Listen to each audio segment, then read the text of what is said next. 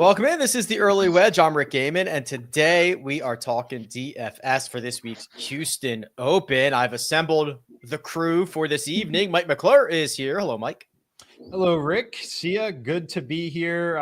Man, I thought my guy for sure, Justin Thomas. I thought finally had one, but I have to say, if it had to go to anyone else, Victor definitely was the guy that I would have been rooting for. So fired up for another week, another great field here.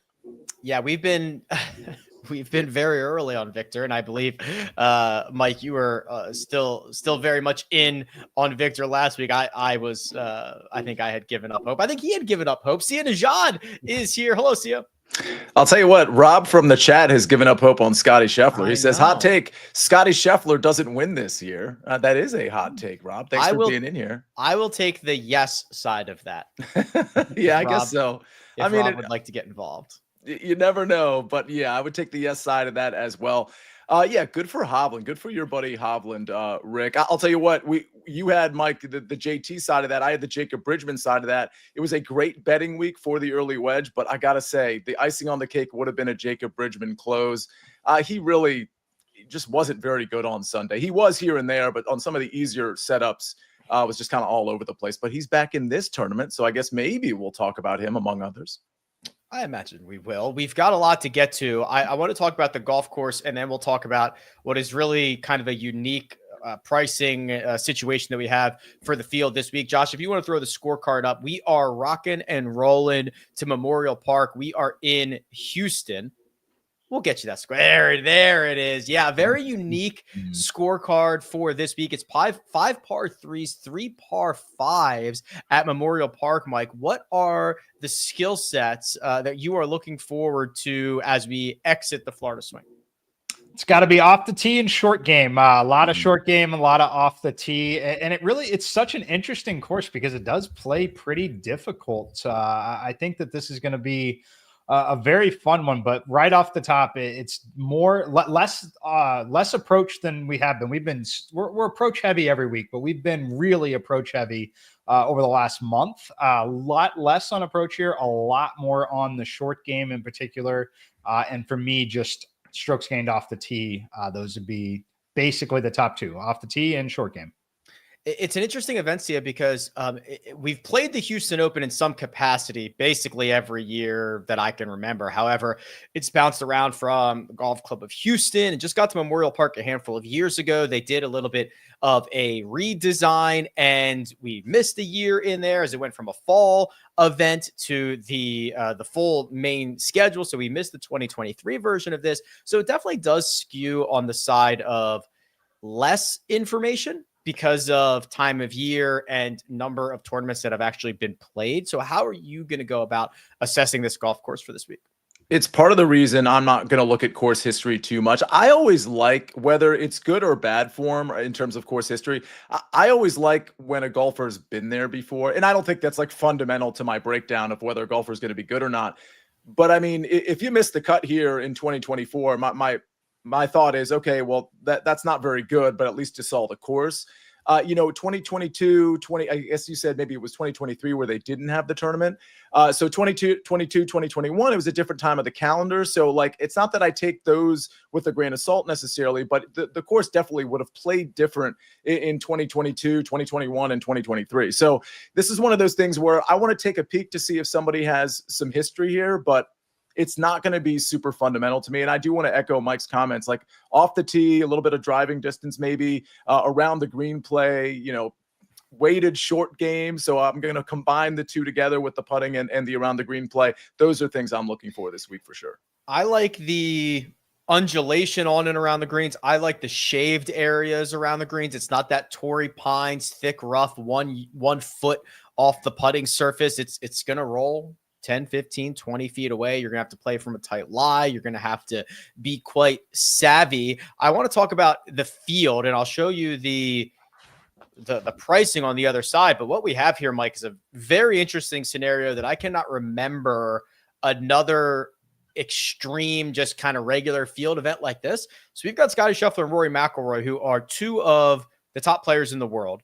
and then a pretty big gap between them and everybody else. If you look at the odds market, you're seeing Scottie Scheffler somewhere in that 3.5 to 1 range, Rory McIlroy about 7 to 1, and then the next shortest golfer might be 30 to 1 for this week. So I don't remember seeing a field composition like that. We'll talk pricing in a second, but what was your first takeaway when those prices came out this morning?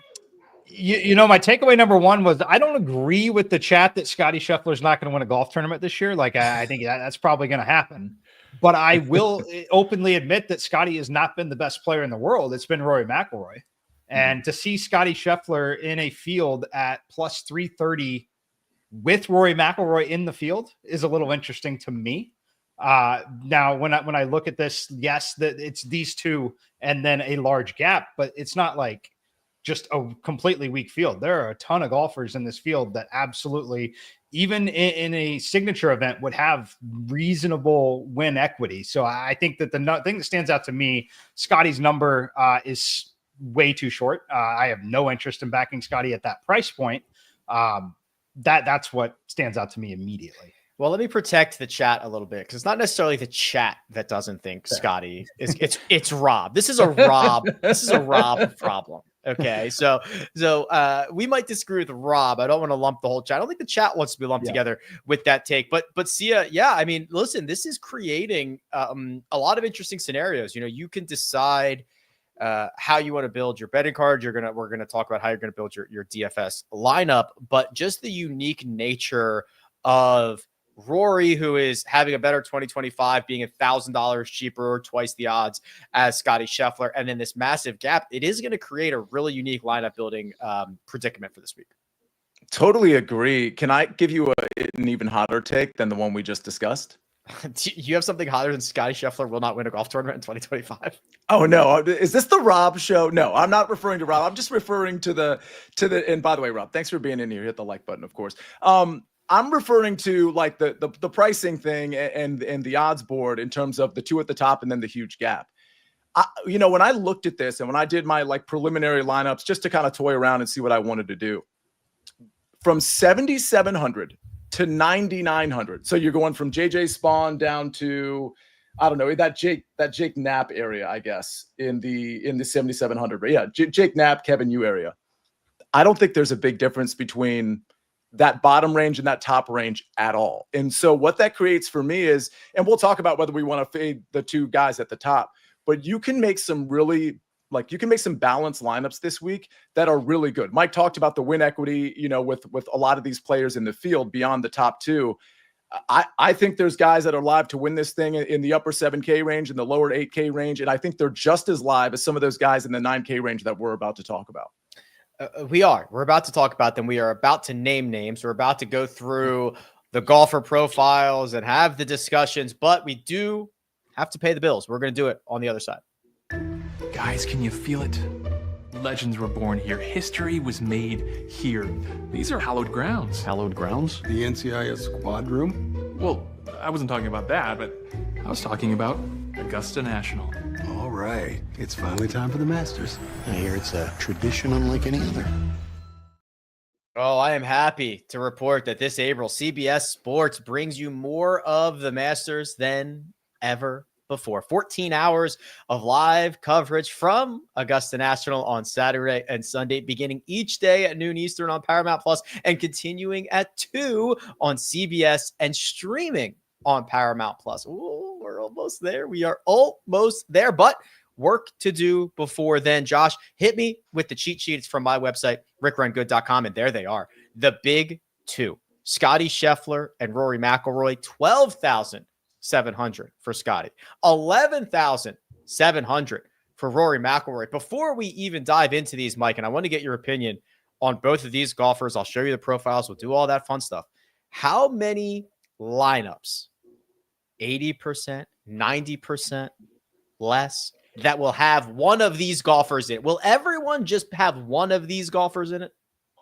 I think that is probably the way it's going to go. And I think that a lot of people considering the recent form are going to select Rory McIlroy over Scottie Scheffler. I would argue that they should probably both be maybe a flat 12,000 or a 12.2 in this. So I think Scottie maybe just a touch How good would it be if they were the same exact price? How good would that be? Oh, it would be fantastic. I would love to see it.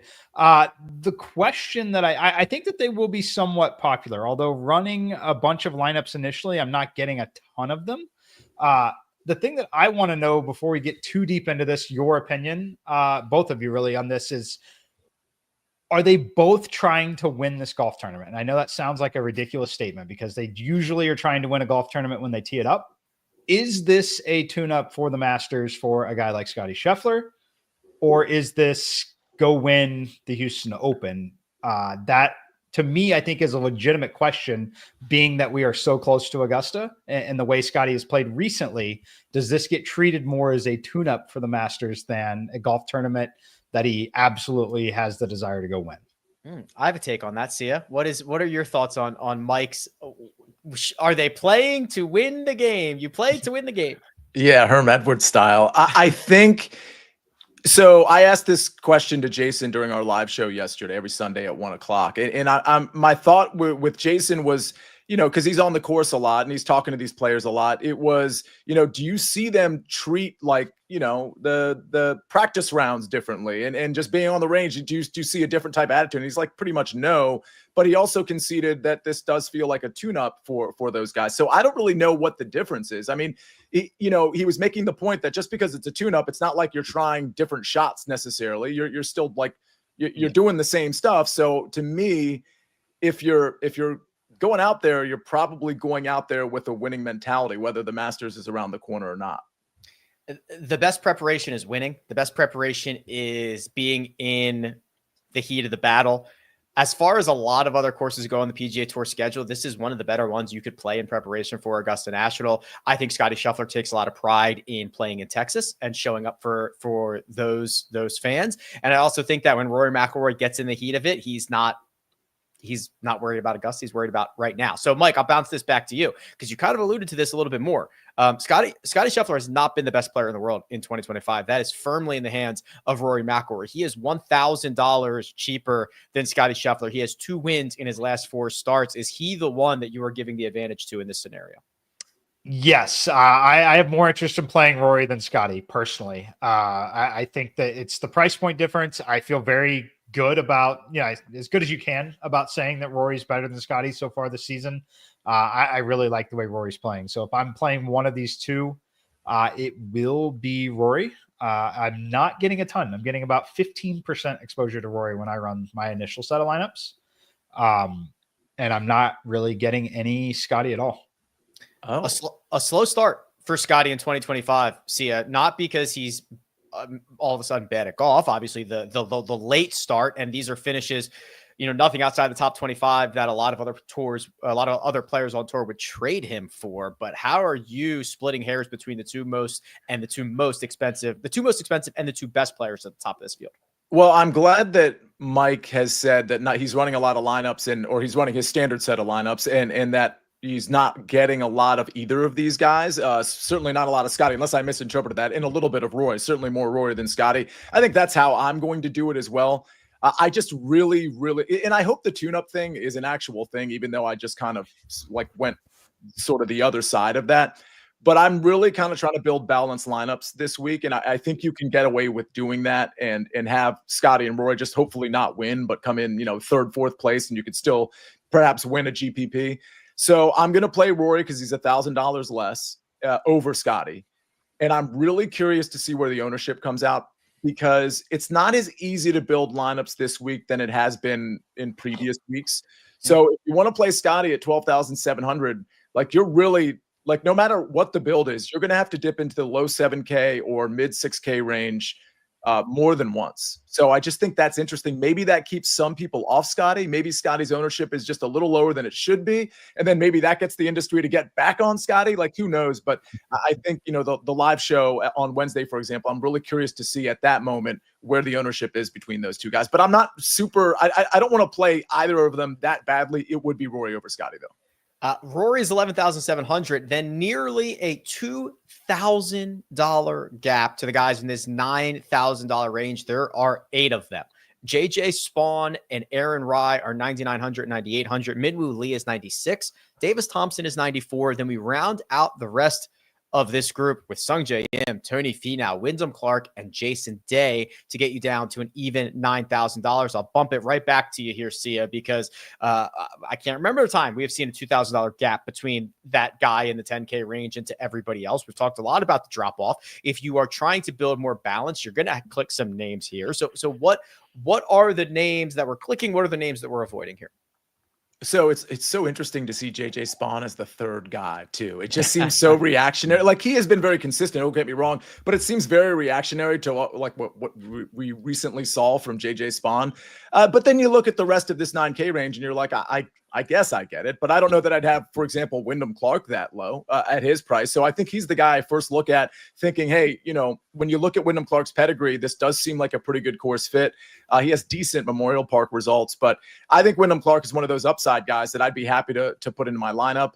A couple of other guys that I think are interesting. I mean, I think Davis Thompson's going to get a lot of looks because he does profile pretty well for this course. I'd say the same about Minwoo Lee. Here's the sort of zag play that I'm considering. Sungjae Im, because as hilarious as his approach has been, I feel like this is the type of course where if you're okay everywhere else, you're going to be okay. And if he can just be somewhat decent with the approach play, maybe he's a guy that nobody's going to play because the metrics aren't speaking to anybody. And maybe he's the guy that can kind of make your GPP lineup.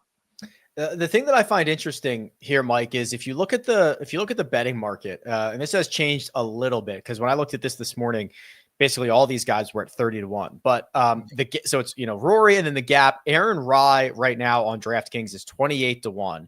Then Michael Kim, Wyndham Clark, JJ Spawn, and Tony Finau are all 30-1. Well, they are not priced exactly like that. They're obviously a couple $100 apart when it comes to the DFS salary. So is there any value to be had when comparing the odds to the fantasy salaries here? I like Finau in this range, but yeah, I do think there are some interesting positions on this. The betting market side seems to like Aaron Rai. I think that makes sense. I think if you looked at Rai's recent results, the field would kind of gravitate that way. Tony Finau is an interesting case here. Just kind of been all over the place, gaining around the greens, losing around the greens. He was very good at this event and has been very good at this event. And I think it's kind of interesting here. Talking about the runner-up finish last time out at this event, he did that while losing a ton of strokes putting. And he lost a ton of strokes putting this following event at the Masters. And I think that is interesting here. I'm willing to throw it out. He's, had a week off, which I think is always going to be good for him. But I don't think people are necessarily anxious to click on Tony Finau because of the current form. And I think when it comes down to it, you see guys like Spawn and Aaron Rai that are obtainable. So I'm very interested to see what the industry does on Tony Finau. And I know we ultimately do have some influence on what the industry does, which is always interesting as well. But I can tell you Tony Finau is the first person I have bet to win this tournament. And I have him third in this field, only behind Rory and Scottie. Yeah, Finau's record at Memorial Park is about as good as it gets. I'm glad that Mike pointed out that Aaron Rai is the one that the markets, the public has moved as kind of the third man in this field. Do you find that to be well-deserved?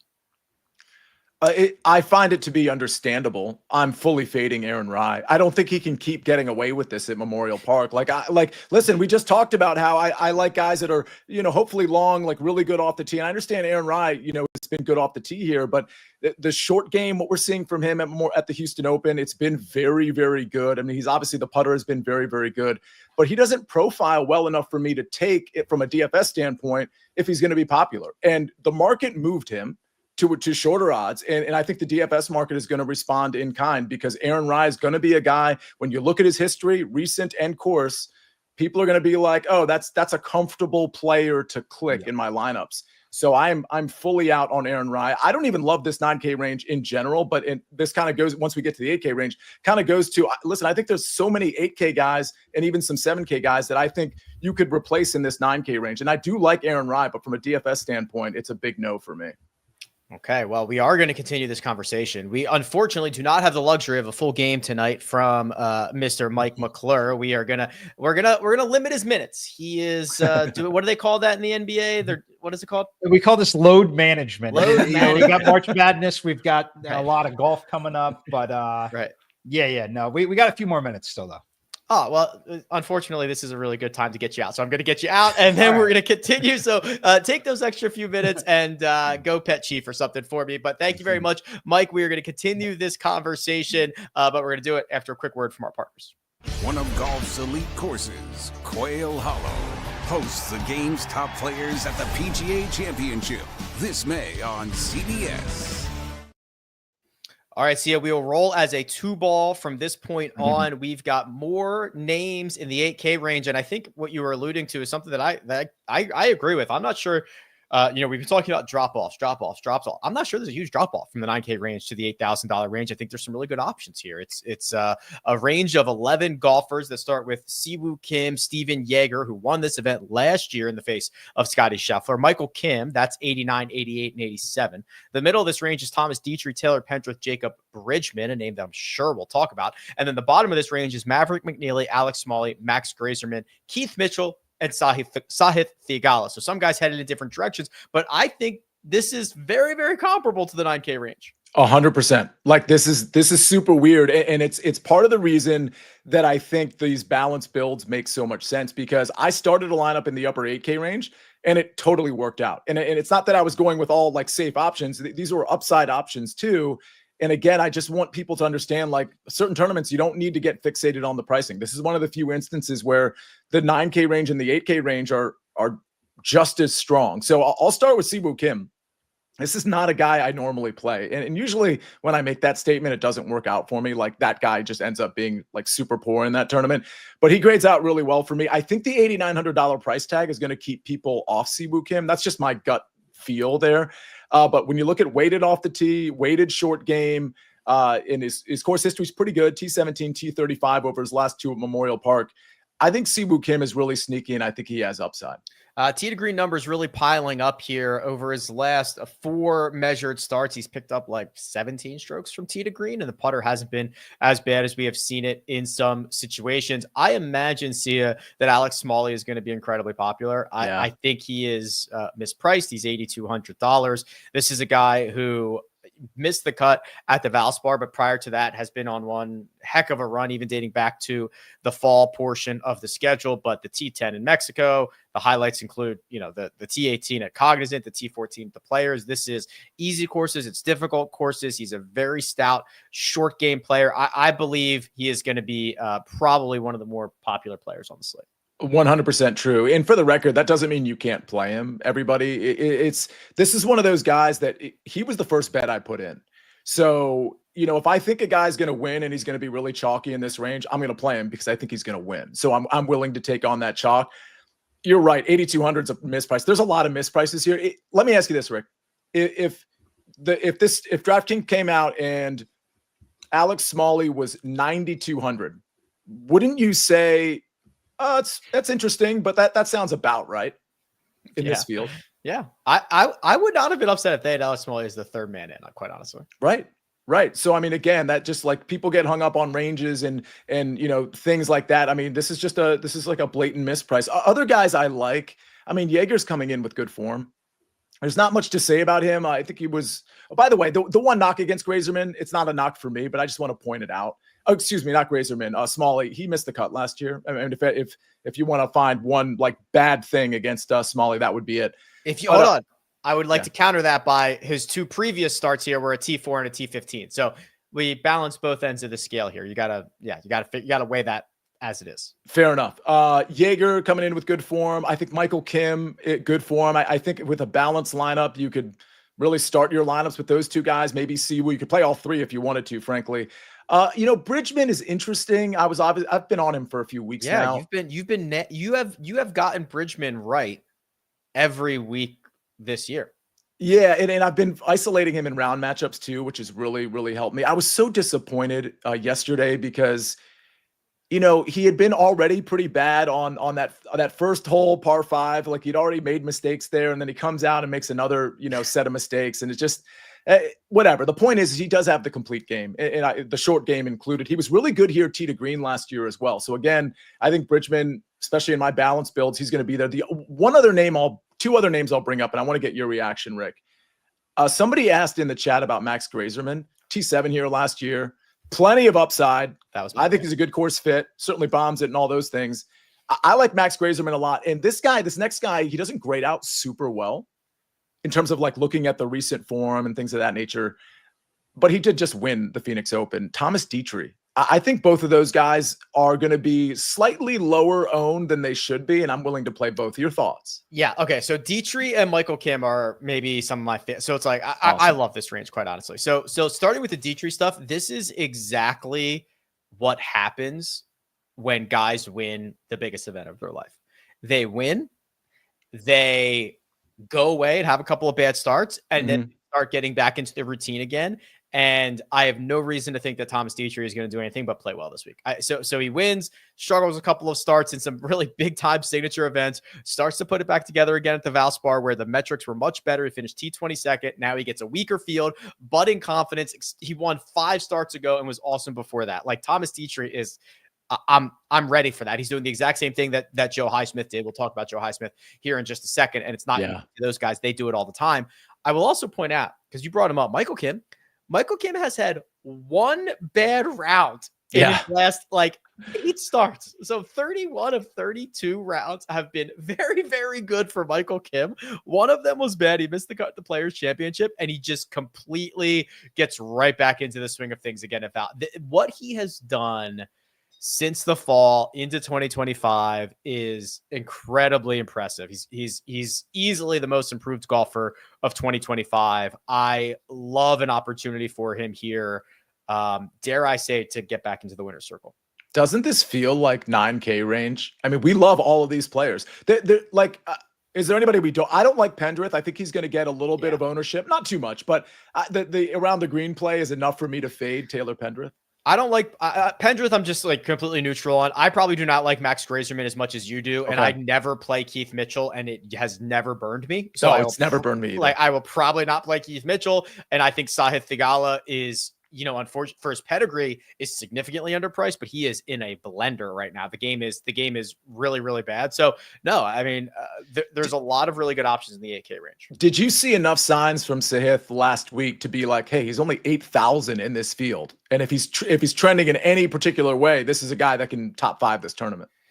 I definitely think he's like the I don't want to say like the Victor Hovland, but he's just good enough where if he has his B+, A- stuff, he gets into the mix. And then if he's in the mix, anything can happen, right? We've seen that, quite honestly, Victor, yes, hit 2 unbelievable shots on 16 and 17, but Justin Thomas should have iced that thing. He should have put it away. And we're talking about another close call from Victor Hovland. So there is a lot of luck when you get into the mix. So I understand the pedigree, but to answer your question, no, I did not see enough. I will need to see more. Yeah. But I think the long and short of it is this 8K range it's so good. It's just flush with great players. And which means, by the way, that the guy that you think is going to be super popular probably isn't going to be that popular, because there's plenty of places to go in this 8K range for people.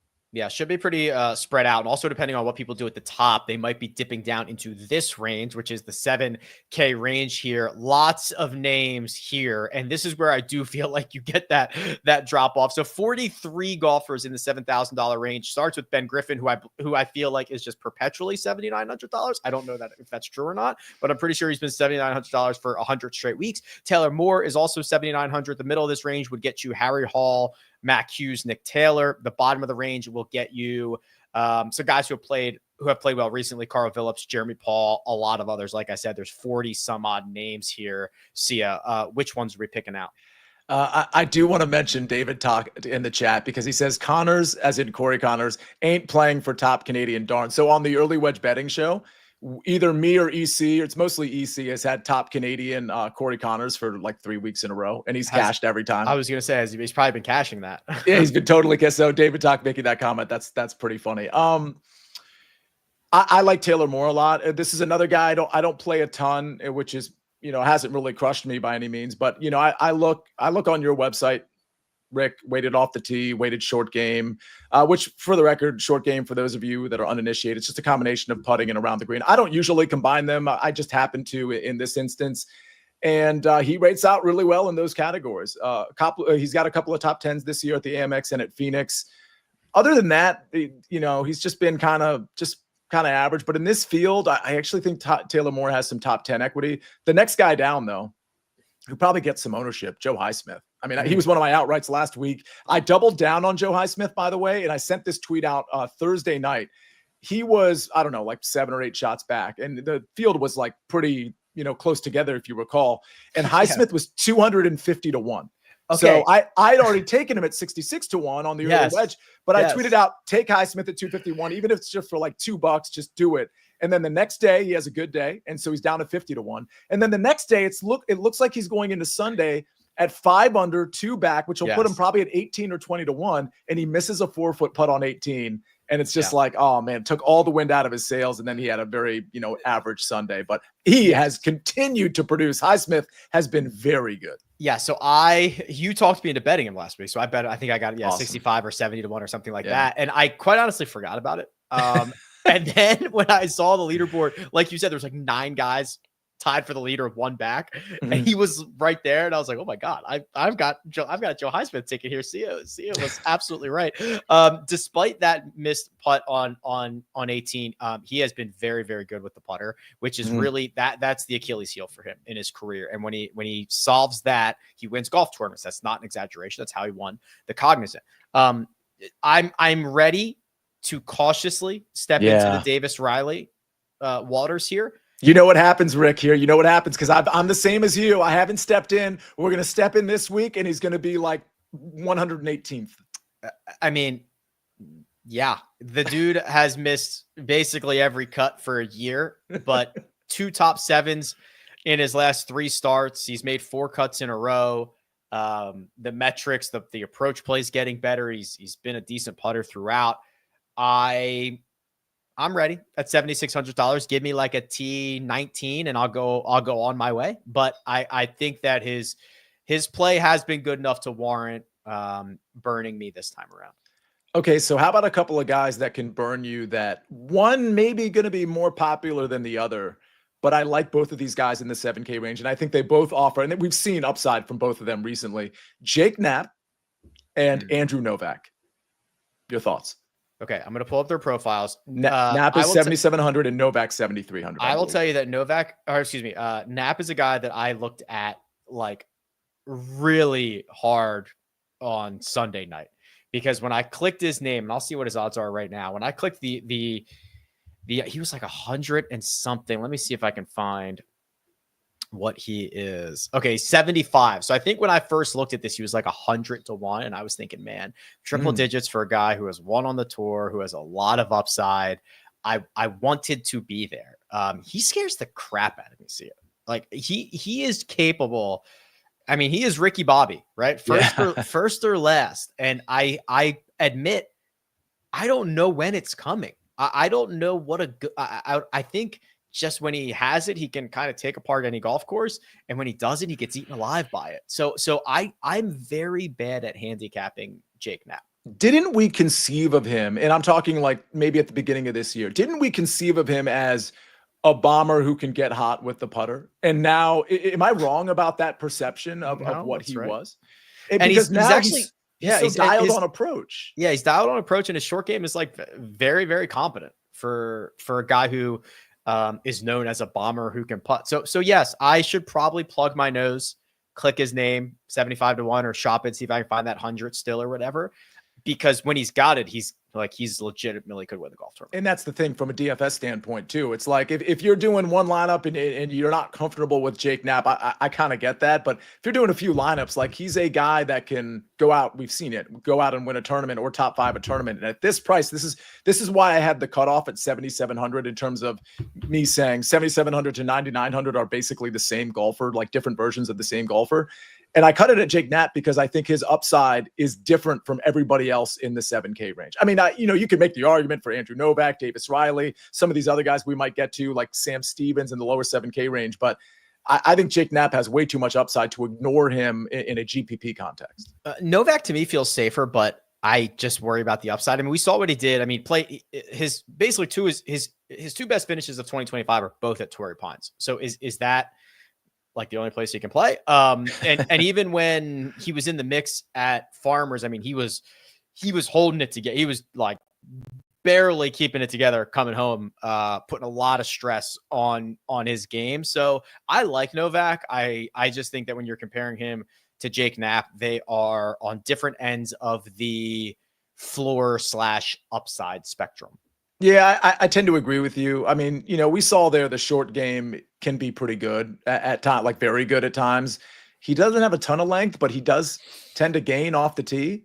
So, I mean, again, I think he maybe has a little bit more upside than you do, but, 7,300, here's the problem. When you get to the low 7K range, it is really a lot of hit or miss. And like, for example, Ricky Castillo, I think he has plenty of upside. I think Isaiah Salinda has plenty of upside. I think Sam Stevens, even Rasmus Højgaard, I think has plenty of upside. The question becomes, okay, that's great that you said they have upside. Which of those guys are you willing to play? And in that group, if we include Novak, I think Novak is my favorite of that group, maybe followed by Castillo. Yeah, you nailed a couple of those guys in the 7K range that I do think are interesting, and we can kind of lump them together with some of the guys here in the 6K, Sia, because that's going to bleed into the lower of the sevens. We've got Charlie Hoffman, Hayden Springer, Justin Lauer amongst the guys at the top. In the middle of the $6,000 range, that'll get you Chad Ramey, Lonto Griffin, Luke List, and then obviously a pretty big drop-off. We're getting to Ryan Palmer, Rafael Campos, Kaita Onishi. Jimmy Walker is playing in a field this week. He's $6,000. So I would love to avoid this range as much as possible. I don't know if I'm going to be able to do that if I want to play Scottie or Rory significantly. So where can we find some value in this field? Because, the bottom of the sevens and the sixes comprises like half the field. There's not a lot of guys I like, but there is one guy that I played last week that I've been playing since the Puerto Rico Open, and it hasn't burned me until pretty much last week.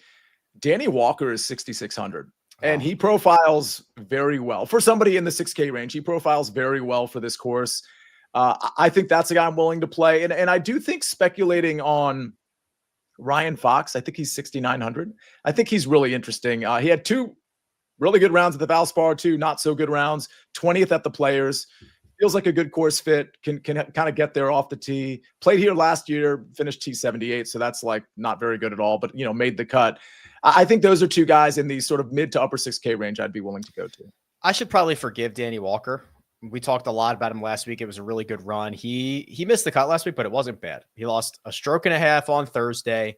He was the tiniest of gainer on Friday, and he missed the cut. So, like, as far as missed cuts go, not the ugliest thing in the world. I like Mac Meisner is up near the top of this list, kind of near Ryan Fox. Ryan Fox and Mac Meisner are both $6,900. I think that Mac's just got that short game prowess and really not much else to speak of. Two made cuts in a row coming off the T28 last week. This is not fun down here. I mean, Alejandro Tosti missed the cut by a million last. He had that hole in one, right? But still missed the cut by a million last week. No, he had the hole in one. He had the hole in one at the Players in a practice round. Oh, okay, my bad. Stephen Fisk had a hole in one last week, and somebody else did. But he is. You have to be an absolute sicko to be involved with Alejandro Tosti. I mean, this dude. If you're going to the event, follow this guy around. Like, something is going to happen that you have never seen before in your entire life. It's either going to be amazing or horrible, but there's probably not a more volatile golfer on the PGA Tour. I don't think I'm exaggerating on that. Yeah, you're probably right about that. You mentioned Stephen Fisk. I believe the putter is his issue, but everything else, he's 6,900. I'm talking the 6K range.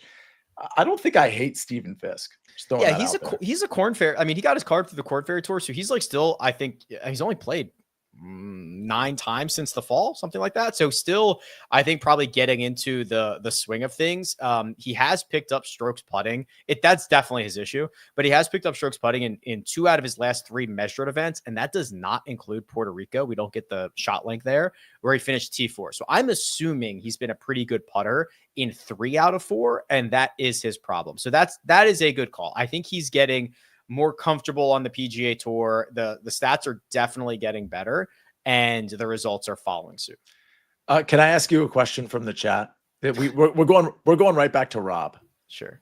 He says, please no more Højgaard. And for the record, I don't think you or I have really been on Højgaard, but he has been sort of a popular name. I'm talking Nikolai over Rasmus, but they're both in the field. Did you look at either of them? No, a couple weeks ago, I think it was at the Players, I had Nico over Rasmus. They both missed the cut, but I think Nico was a little bit better. So here's Nico's stat profile. Miscut at the Players, miscut at the Valspar. That's not a horrible miscuts, just missed it by a shot or 2. I think Rasmus has been a little bit worse. I think he's been he's been punting. So oh my gosh. Jeez. So he loses 13 strokes at Genesis. He does make the cut in Mexico, finishes T34, and then he lost 17 and a half strokes in 4 rounds between the Players Championship and Valspar. That is ugly. Yeah, that's not great. Part of me wanted to play Rasmus specifically this week. I don't think I can get there, though. Who's the cheapest guy you'd play? Danny Walker. 66. Yeah, 6,600. I'll tell you right now, I'm going to play Danny Walker. That he's going to be in the lineups where I'm playing Rory or Scottie. It's likely going to be Rory. But again, from a pricing standpoint, I really think you could have put Danny Walker where Isaiah Salinda is, or anybody in that 72, 7,300 range. I think Danny Walker's played well enough. I think he's good enough to be in that range. So I don't really look at him as a 6K guy. Ryan Fox, I kind of would say the same thing about, but again, the pricing's really weird here. So I'm not like going to be beholden to, hey, this is the 6K range, even though most of the 6K range, I'm definitely not going to play. I was trying to find somebody cheaper. I tried for Mark Hubbard. That's not going to work out. I've got one. Go ahead. You know who's been playing kind of well lately? I mean, take this with a grain of salt. It's the 6K range. Brandt Snedeker. How about him? I think the short game is there. Off the tee, he's okay. I'll pull it up. 6,500. Brandt. Ooh. Okay. So played last week at Valspar. Made the cut, finished T57. T10 in Puerto Rico. Missed the cut. So he has made the cut in 5 out of, 6 out of 7. That's pretty good. It's better than a lot of his peers can say. He's had to have played this event like 3 times. Yeah, he has. Not great. Actually pretty horrible. But he's been here. He's got experience. Yeah. I mean, listen, he's $6,500. I bet you he's going to crush the Champions Tour when he gets there in 6 years. But right now he's a little bit in golf purgatory. You want to buy in on a 6,100 Kevin Velo? No, I don't. But I thought I saw a $6,000. I think he pronounces it Carlos Sainz, but not the F1 driver. I thought, hey, maybe Carlos Sainz is in this field. No, different guy. I think we have a Sites in the chat. No relation. Sites 501. He says, "Oh, this is interesting. What happened to Nick Dunlap this season? Did he get weather edged out? No, he just can't strike the ball off the tee anymore, right, Rick?